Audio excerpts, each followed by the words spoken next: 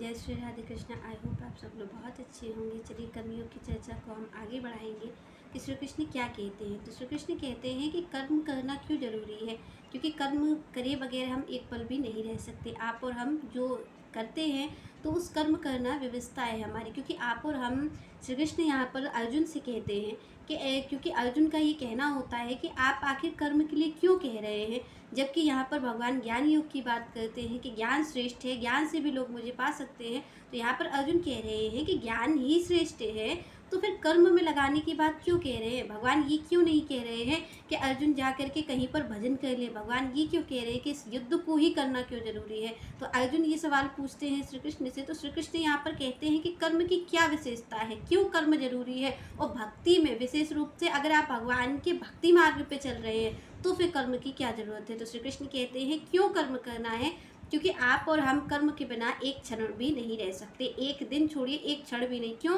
क्योंकि आप और हम शरीर से भले ही काम ना करते हो, पर जो हमारा मन है वो निरंतर किसी न किसी कार्य में लगा रहता है। तो श्री कृष्ण कहते हैं कि अगर आप उसे अच्छे कार्य में नहीं लगाओगे तो फिर वो कहीं ना कहीं तो रमण करेगा। वो अगर वो श्री कृष्ण में रमण करेगा, आपका मन श्री कृष्ण का चिंतन करेगा, तो फिर आपको उनसे मिला देगा, आपकी सद्गति हो जाएगी। और अगर संसार में रमण करेगा तो आपकी दुर्गति हो जाएगी। क्योंकि यहाँ पर संत कहते हैं कि मन ही मिलावे राम से और मन ही करे फजीत। अगर ये मन की गति सही जगह लग जाएगी तो फिर ये आपको अच्छा करवा देगा, आपको सद्गति करवा देगा, आपको भगवान की प्राप्ति करवा देगा। और अगर मन कहीं गलत जगह लगेगा तो ये आपकी दुर्गति करवा देगा। तो आप और हम इसका परिणाम देखते हैं, पर मन कार्य जरूर करेगा। यहाँ पर श्री कृष्ण कह रहे हैं कि आप ये नहीं कर सकते कि मन की गति को रोक दे। आप शरीर की गति को रोकने में तो सक्षम हैं, पर मन की गति को रोकने में सक्षम नहीं है। तो भगवान यहाँ पर कहते हैं कि भाई कर्म तो करना पड़ेगा, कर्म तो करना आपकी और हमारी व्यवस्था है। तो हम कर्म छोड़ करके नहीं जा सकते, क्योंकि कई लोग आप देखते होंगे वो भक्ति करते हैं भगवान की, तो वो कहते हैं कि हम कर्म को नहीं करेंगे।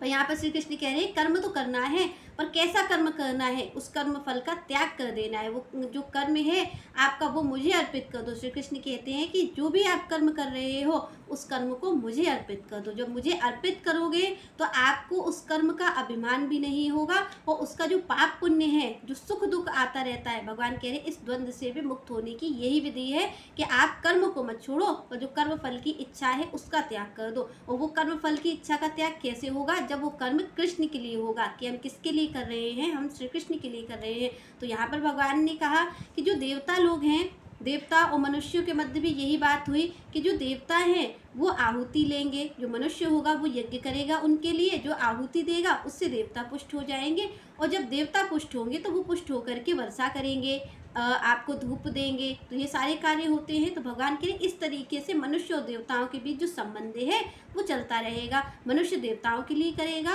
और जो देवता है वो मनुष्य के लिए करेंगे। तो यहाँ पर भगवान बता रहे हैं कि कर्म तो आपको करना पड़ेगा। और भगवान कह रहे हैं कि जो नहीं करता है, जो कर्म नहीं करता है, देवता तो उसके लिए कर्म करते हैं, क्योंकि आप और हम देख रहे हैं कि देवता तो हमारे लिए आपके लिए कर्म कर ही रहे हैं। वो तो हमें समय से धूप दे ही रहे हैं, समय से हवा दे ही रहे हैं, हमें और आपको जल दे ही रहे हैं। पर कौन कर्म नहीं कर रहा है, आप और हम नहीं कर रहे हैं। क्योंकि यहाँ पर श्री कृष्ण कहते हैं कि भाई यज्ञ तो आपको करना पड़ेगा, आपको देवताओं की आहुति तो देनी पड़ेगी, पर यहाँ पर आप और हम नहीं कर रहे हैं। तो यहाँ पर कहीं ना कहीं भगवान कह रहे हैं, श्री कृष्ण गीता में इस चीज़ को अर्जुन से कहते हैं कि अगर कोई इस यज्ञ को नहीं करता है, कोई अगर मान लो कि देवताओं से धूप भी ले रहा है, जल भी ले रहा है, अगर उसके बाद भी वो इस यज्ञ को नहीं करता है, तो भगवान कहते हैं कि वो चोर है, वो निश्चित रूप से चोर है। भगवान कह रहे चोर के जीवन में कभी चोर सुखी नहीं हो सकता, उसके जीवन में कभी सुख नहीं आ सकता। तो यहाँ पर भगवान कह रहे हैं कि कोई अगर अपने दायित्व को नहीं निभा रहा है,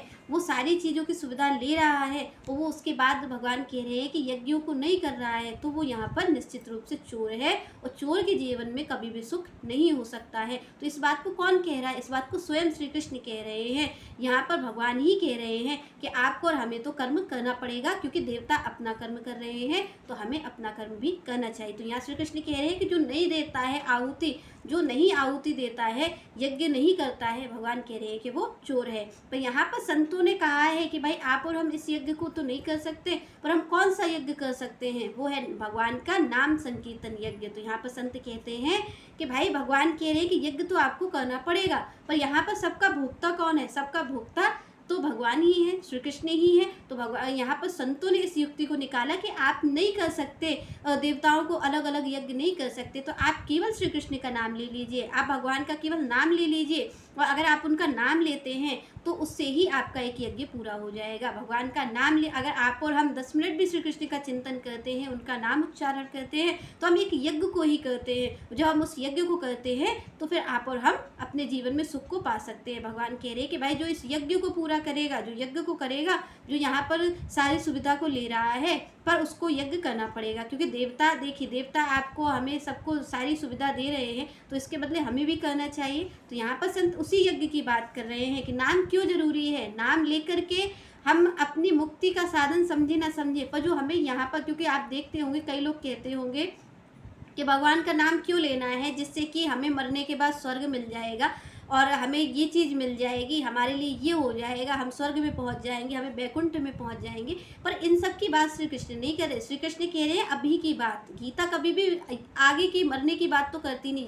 गीता जो है, श्री कृष्ण जो बात कर रहे हैं वो जीवन जीने की बात कर रहे हैं। क्योंकि आप और हमने जितने भी आज तक देखा, तो हमने यही सुना है कि भाई मरने के बाद ऐसा होगा, मरने के बाद ऐसा होगा। तभी क्या हुआ कि लोगों ने भक्ति करना ही छोड़ दिया। उन्होंने कहा भक्ति भी मरने के टाइम ही कर लेंगे, क्योंकि होना तो सब कुछ मरने के बाद ही है।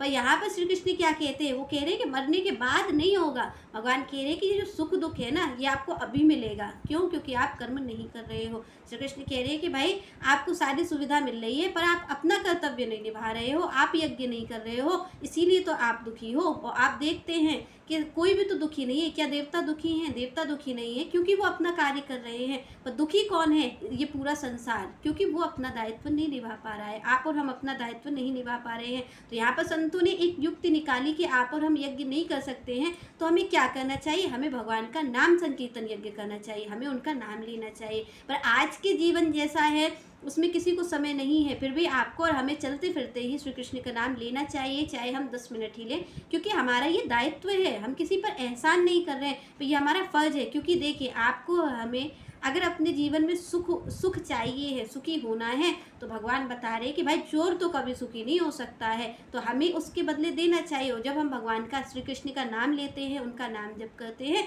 तो हम इस यज्ञ को पूरा करते हैं। तो यहाँ पर संतों ने यही युक्ति निकाली है। आगे श्री कृष्ण कहते हैं, यज्ञशिष्टः अश्विनः सन्तः मुच्यन्ते सर्वकल्मषे भुज्यन्ते ते तु अगम पापः ये पचन्ति आत्मकारणात्। तो यहाँ पर श्री कृष्ण कहते हैं कि भाई ये जो यज्ञ होता है ना, इस यज्ञ में आप जो भी कर रहे हो, तो भगवान कह रहे हैं कि यज्ञ भगवान को भोग लगा करके ही पाया जाना चाहिए।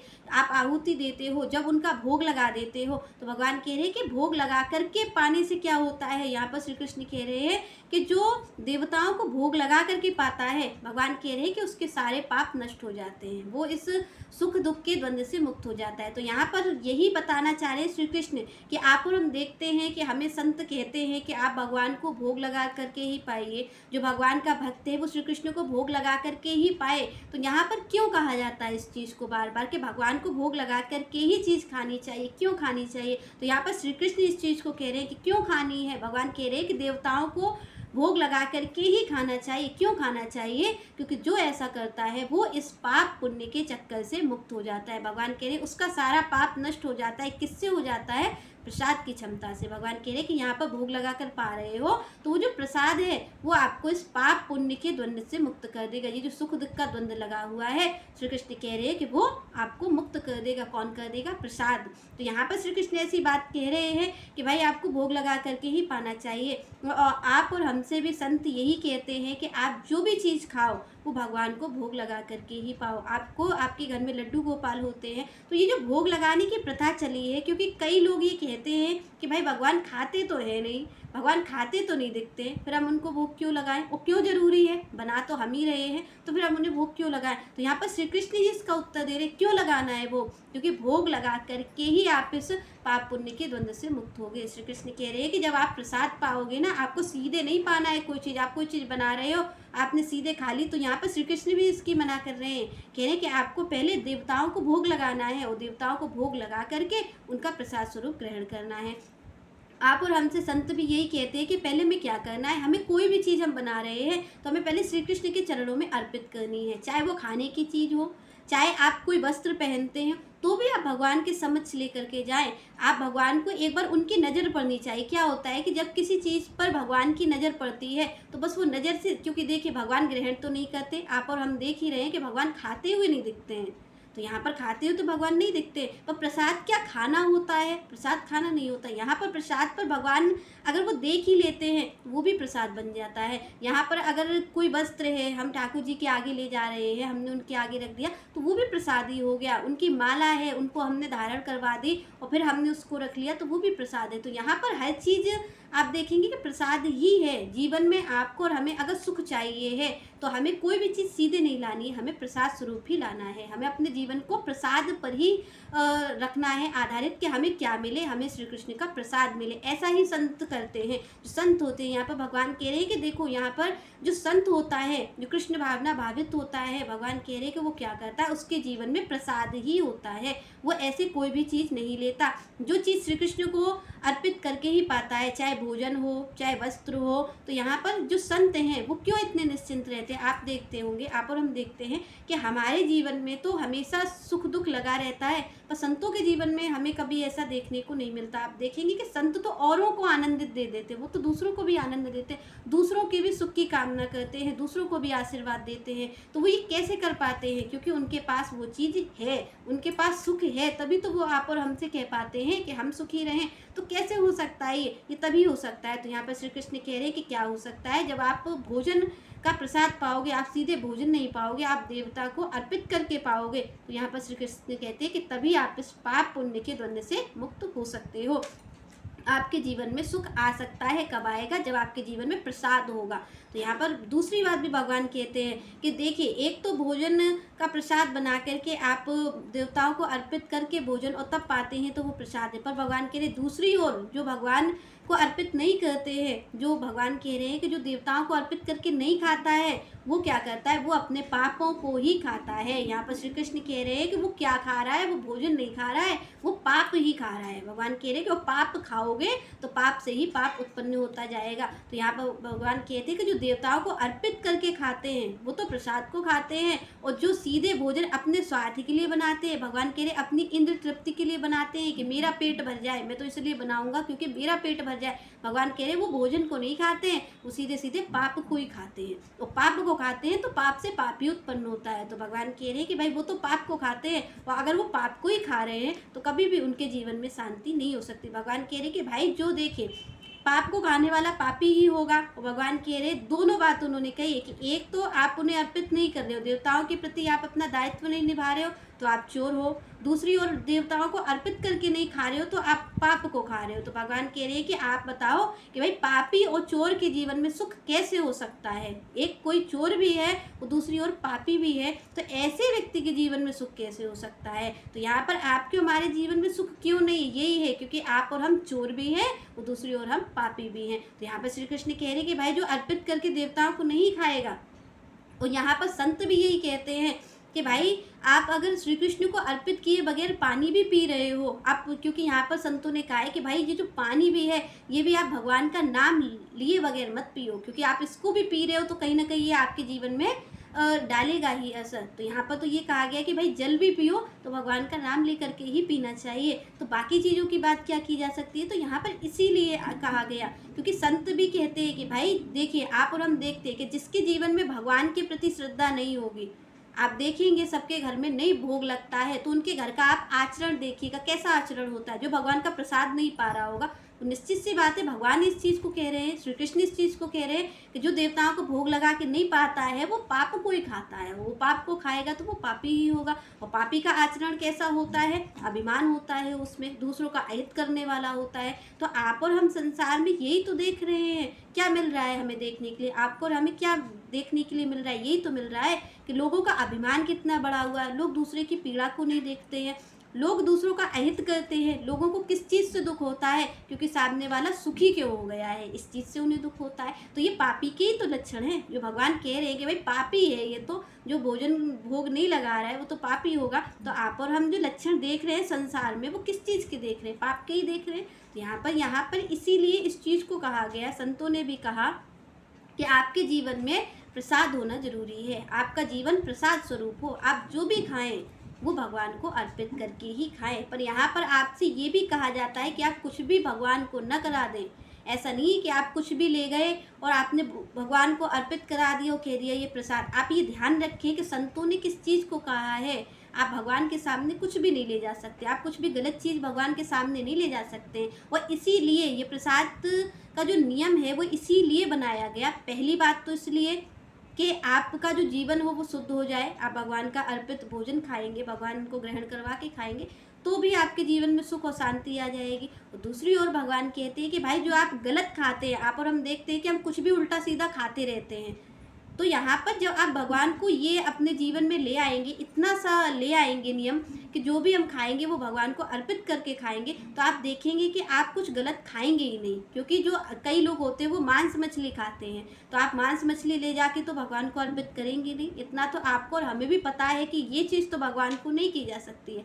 तो भगवान इसीलिए संतों ने कहा कि भाई ऐसा नियम होगा तो आप भी गलत चीज़ों से दूर रहेंगे, आप भी किसी का अहित नहीं करेंगे। क्योंकि आपके जीवन में नियम ये है कि आप भगवान को अर्पित करके ही खाएंगे। और जब आप अर्पित करके खाएंगे वो भगवान के समक्ष ले जाएंगे तो आप अच्छी चीज़ों को ही ले जाएंगे, वही प्रसाद बनेगी। तो इससे क्या होगा कि आप और हम गलत चीज़ों से स्वतः ही दूर रहेंगे। हम गलत चीज़ों को खाएंगे नहीं, क्योंकि गलत चीज़ भगवान को अर्पित की नहीं जा सकती है। तो हम अच्छी चीज़ों को ही खाएंगे और भगवान का प्रसाद खाएंगे। और भगवान इस चीज़ को कह रहे हैं कि भाई कौन होगा इस पाप पुण्य के द्वंद्व से मुक्त, कौन पाएगा अपने जीवन में सुख। भगवान कह रहे वही पाएगा जिसके जीवन में प्रसाद होगा। अगर उसके जीवन में प्रसाद नहीं है तो भगवान कह रहे हैं कि तो फिर तो वो पापी है। और यहाँ पर कोई और नहीं कह रहा है, कोई संत नहीं कह रहा है, कोई भक्त नहीं कह रहा है। कौन कह रहा है इस बात को? इस बात को स्वयं श्री कृष्ण कह रहे हैं, स्वयं भगवान कह रहे हैं कि जो चोर और पापी है उसके जीवन में सुख कैसे होगा। भगवान कह रहे हैं ये व्यक्ति कभी सुखी नहीं रहेगा जिसके जीवन में